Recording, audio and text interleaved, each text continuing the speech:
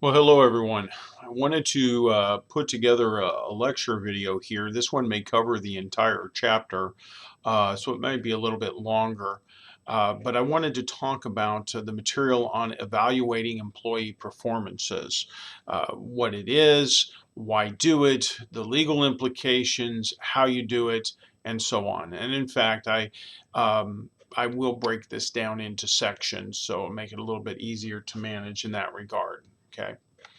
But as far as doing employee evaluations and evaluating employees, it's probably something that we've all gone through at one time or another.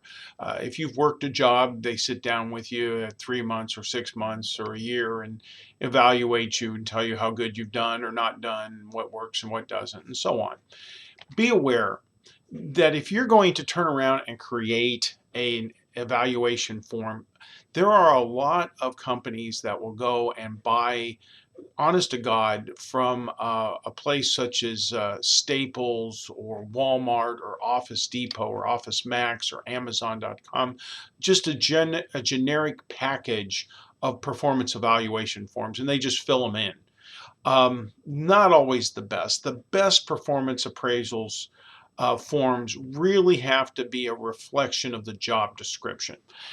Your good job description should list all your duties, all your qualifications, and it is those duties that we really want to turn around and focus on. So whatever are the duties you find on a job description, those should be the elements that you evaluate a person upon. Now you got to be careful because it can be discriminating, and therefore if you're not careful in how you design this, you could be breaking the law. All right. Um, it is important to know, and we'll talk about violations here in just a moment. It is important to know that as far as breaking the law because you're evaluating someone improperly, the performance appraisal form, okay, the performance appraisal form does not have to be intentional. Okay, you can't turn around and say, I didn't mean to do it, and therefore you're off the hook. And that's what I think a lot of companies are unaware of. It doesn't have to be intentional to be unlawful. You can turn around and do this and get yourself in a world of trouble, and honestly say, we never intended to discriminate. Doesn't matter, you did. Now, the people that really have a say here is this, the Equal Employment Opportunity Commission, the EEOC. Now, it can take a while, and I'm not going to teach law class here. If you don't agree with your evaluation, your next step is probably not to run all the way up to them. You can talk it over with the employer. You can discuss it. There are steps, okay? The Equal Employment Opportunity Commission, the EEOC, lists some reasons as to why companies get themselves in trouble with a discriminating evaluation form.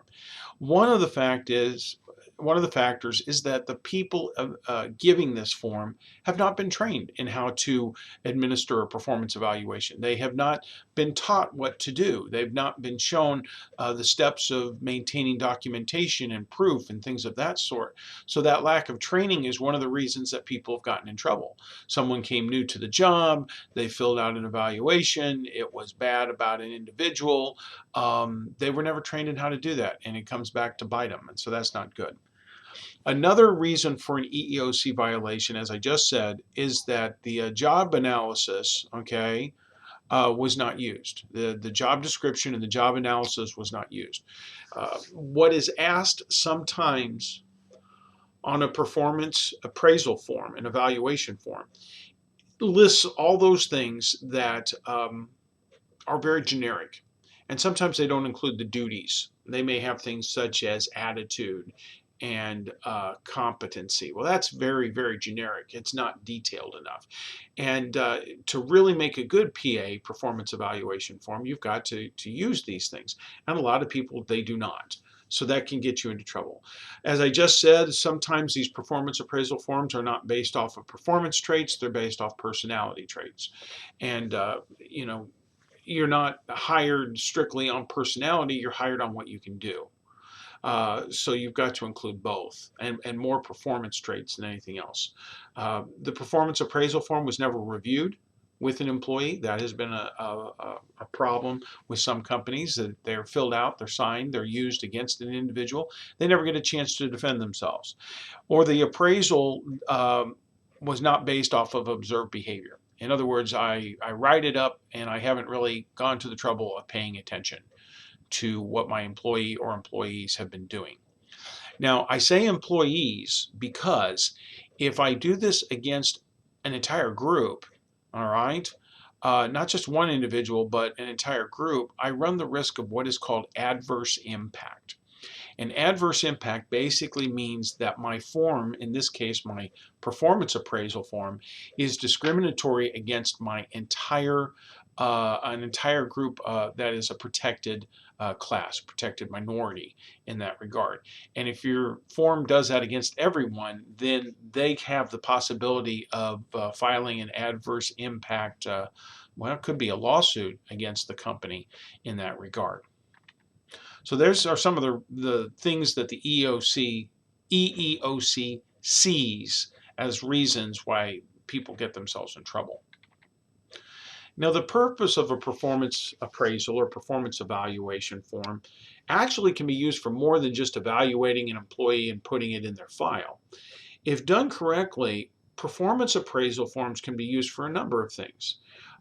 They can be used to validate selection criteria. Now, what that means is if I create a new way of hiring people or choosing people, I might want to turn around and see if my form works. Well, how do I know if my new approach to hiring people is effective or not? Well, I have to take a look after a period of time and see how they're doing on the evaluation form. For example, if I have some brand new way of choosing people based off of their horoscope sign, which you would never hire people strictly based off of that. It would probably not be a very good idea, okay?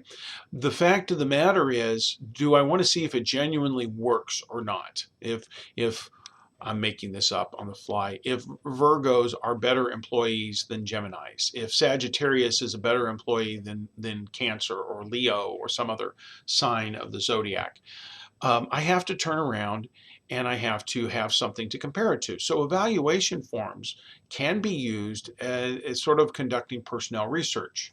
You see that there at the top, validating selection criteria through personnel research. Those are two things that it can be used for. Also, performance appraisals are very good for training and feedback. If you want to know if training is necessary, one of the things you can turn around and do is look at a person's performance evaluation, their performance appraisal. If the form shows that they are not doing well in a given area, it might indicate the need for more training to give more feedback, let people know that they're doing well. Whoops, I'm sorry. There's also promotion and transfer. If you turn around and have to determine who is going to get promoted, who is going to get transferred, and for that matter, who is going to get laid off, filling out properly performance evaluation forms gives you the basis and the evidence needed to say, I promoted this person over that person. Look at their evaluation. In fact, people get themselves in trouble because evaluations are done in such a way that for the most part, it's not clear. Everyone gets high scores, everyone gets low scores, so why does one person get promoted over another or transferred over another? This is a good tool to use for the purpose of justifying what you're going to do. And the same goes with downsizing, which a lot of companies don't like to call it downsizing or layoffs. They like to call it right sizing, letting people go. Well, who do you let go? Well, basically, you've got to justify who you let go and who you don't let go and stuff like that.